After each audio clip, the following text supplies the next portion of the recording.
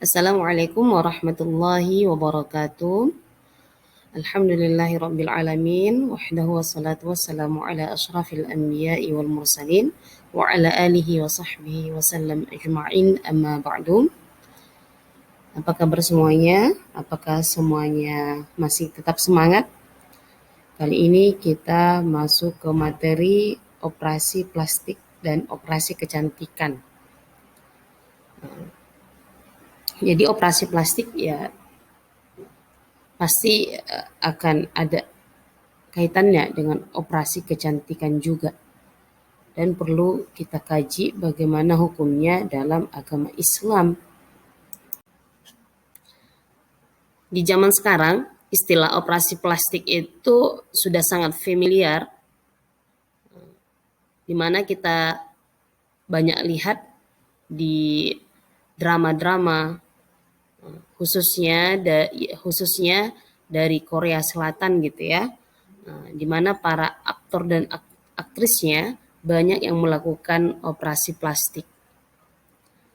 Dan itu sudah menjadi hal yang sangat wajar gitu bagi mereka dan mungkin juga bagi masyarakat Indonesia di saat ini. Banyak public figure yang tidak malu-malu lagi atau tidak sungkan-sungkan menyatakan kalau mereka melakukan tindakan operasi plastik, baik untuk memperbaiki mata, hidung, bagian dagu, dan bagian-bagian lainnya di dalam tubuhnya.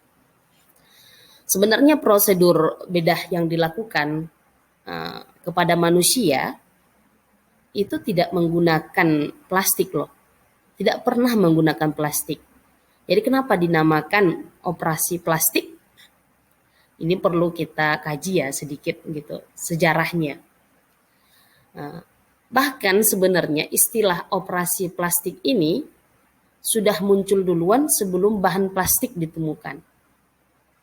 Jadi sejarahnya operasi plastik tertua itu dilakukan oleh tabib dari Italia namanya Gaspare Tagliacozzi. Pada saat itu dia memperbaiki bentuk hidung seseorang. Prosedur operasi plastik yang dilakukan Gaspare ini dilakukan pada abad ke-16, jauh sebelum ditemukannya bahan plastik. Caranya gimana waktu itu? Dengan transplantasi jaringan kulit dari lengan bagian dalam.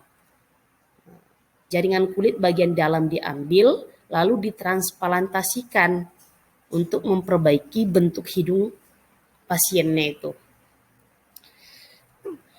Jadi istilah operasi plastik ini sendiri baru digunakan untuk pertama kalinya pada abad ke-19. Tepatnya pada tahun 1837.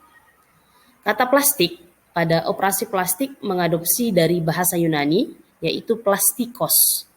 Artinya apa plastikos?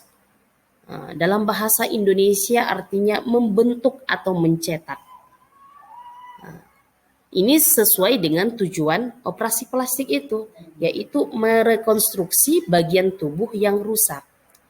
Jadi pada awalnya operasi plastik ini memang ditujukan untuk memperbaiki bagian tubuh yang rusak, bukan untuk mempercantik bagian tubuh yang tidak ada masalah. Lalu kemudian di pertengahan abad ke-19, jenis operasi plastik mulai beragam, semakin berkembang. Salah satunya operasi hidung atau rhinoplasti. Hal ini seiring dengan perkembangan anestesi dan sterilisasi untuk meminimalisir resiko dalam operasi plastik. Namun perlu kita ketahui, sampai saat ini operasi plastik ini belum diakui sebagai salah satu cabang ilmu kedokteran. Artinya begini, operasi kecantikan itu belum masuk dalam cabang ilmu kedokteran. Belum diakui.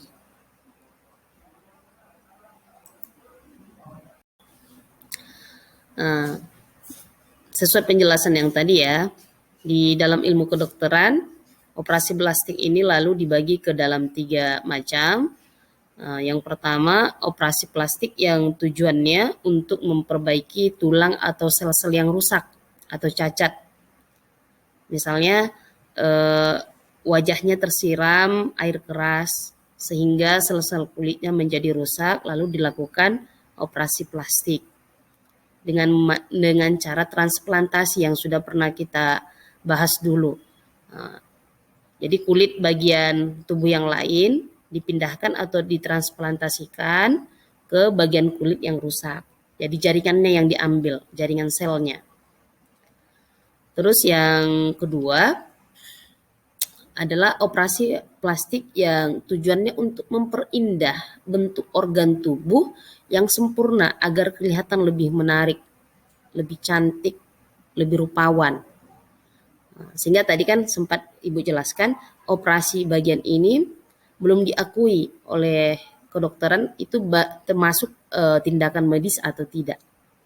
Nah, karena itu memang bukan tujuan kedokteran yang seperti itu. Nah, tujuan dari ilmu kedokteran adalah kan mengobati yang sakit. Sehingga mengobati yang tidak ada masalah, sebenarnya ini bukan ranah medis atau kedokteran. Nah, tapi harusnya dia punya jalur sendiri jadinya. Ya operasi kecantikan gitu. Jangan masuk dalam ranah medis. Nah, begitu seharusnya. Tapi karena ini masih menggunakan tindakan operasi plastik sehingga tetap dimasukkan walaupun tidak diakui oleh kedokteran bahwa operasi kecantikan ini bagian dari dunia kedokteran. Begitu pengertiannya ya.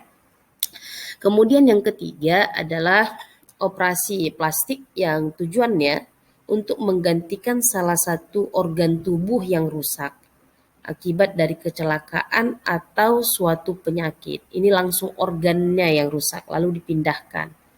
Ya, dengan cara transplantasi juga.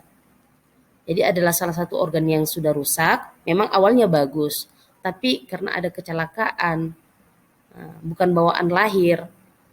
Nah, kalau yang pertama tadi mungkin ya sudah bawaan lahirnya dia seperti itu. Misalnya bibir sumbing, sudah bawaan lahir lalu dilakukan tindakan operasi plastik terhadap bibirnya itu.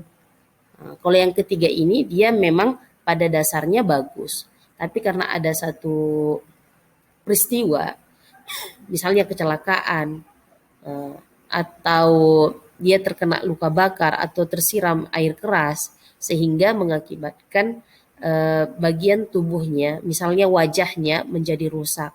Lalu dibuatlah penyembuhannya atau pengobatannya melalui operasi plastik. Dan ini dibenarkan atau diakui oleh kedokteran. Sementara dalam Islam, operasi plastik ini dibagi dalam dua macam.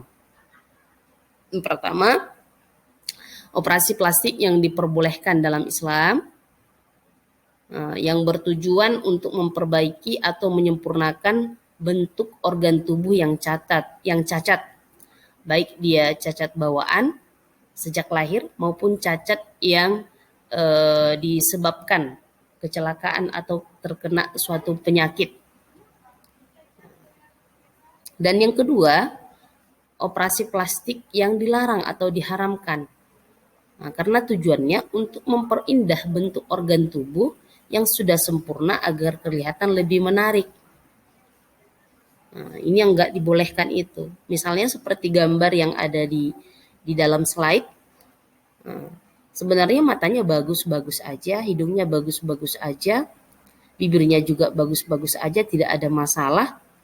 Nah, tapi karena ketidakpuasan dalam diri, mungkin dia insecure kalau kata orang sekarang, dia merasa tidak percaya diri, lalu muncul godaan-godaan, sehingga dia memutuskan untuk melakukan operasi plastik. Nah, lihat before-nya bagaimana dan di after-nya bagaimana. Jadi kalau operasi plastik ini, kita bisa juga merequest bentuk wajah kita seperti apa maunya.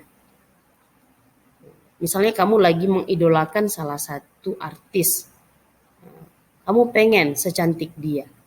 Kamu bisa meminta atau merequest ke dokter yang menangani, saya pengen dioperasi mirip dengan artis ini, dengan aktor ini. dan seterusnya. Dan tentu saja ya, karena ini adalah buatan manusia, bisa jadi ya operasinya berhasil, kemungkinan berhasil, tapi eh, tidak menutup juga kemungkinan bisa gagal.